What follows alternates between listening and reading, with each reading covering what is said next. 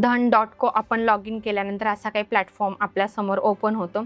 आता तुम्ही ज्यावेळेस रिप्ले मोड यूज करता तो मोड कुठे मिळतो, इथे तुम्हाला ऑप्शन्स दिसत असेल, त्यावर क्लिक केल्यानंतर तुम्हाला रिप्ले मोड ऑन होतो. आता हा रिप्ले मोड मी अप्लाय केला आहे. अप्लाय केल्यानंतर मी इथून रिप्ले करते. मी 1 दिवस 2 दिवस 3 दिवसाचा डेटा घेतला. तुम्ही 4 महिने 5 महिने 6 महिने किती पण डेटा तुमचा घेऊ शकता त्या अकॉर्डिंग. इथे तुम्हाला तुमच्या चार्टचं स्पीड किती ठेवायचं त्या अकॉर्डिंग तुम्ही क्लिक करू शकता.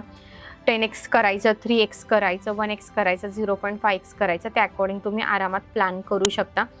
आता तुम्ही बघितलं असेल मार्केट इथे खाली ओपन झालं आहे. ओपन झाल्यानंतर जसं मी बोलले होते इनसाईड कॅन्डलमध्ये मिनिमम 2 किंवा 3 कॅन्डल रिक्वायर असतात. त्या अकॉर्डिंग मी माझं बॅक टेस्टिंग करते, म्हणजे मी याला रिप्ले मोड यूज करते.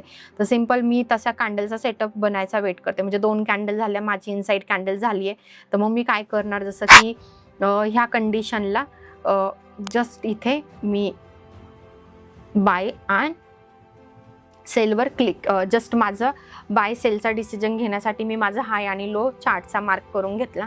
अप गेलं तर मला बाय करायचं, डाऊन गेलं तर मला सेल करायचं. आता जसं इथे ब्रेकआउट झाला, मग ह्यावेळेस मी काय करणार, बाय करणार.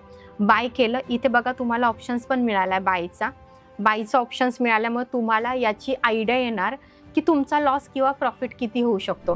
जसं आता ह्या सेटअपमध्ये मी माझा stop loss, support, resistance follow केला किंवा कॅन्डलचा लो जरी फॉलो केला किंवा त्या हाय लो पण फॉलो केला तरी चालेल. जसं की मी हा कॅन्डलचा सपोर्ट रेजिस्टन्स फॉलो केला. रिस्क रिवॉर्ड रेशो ऑलमोस्ट मला 75चंच टार्गेट मिनिमम घ्यायचं, त्याच्यानंतर त्याच्या डबल प्लॅन करायचं. मी स्टार्टिंगला इथे ते टार्गेट इथं सेट केलं. सेट केल्यानंतर मी जस्ट रिप्ले मोडमध्ये चेक केलं की मला स्टॉप लॉस येतो की टार्गेट येते, म्हणजे मला याची आयडिया येणार की माझा सेटअप किती पॉवरफुल आहे किंवा मला किती लॉसेस देऊ शकतो.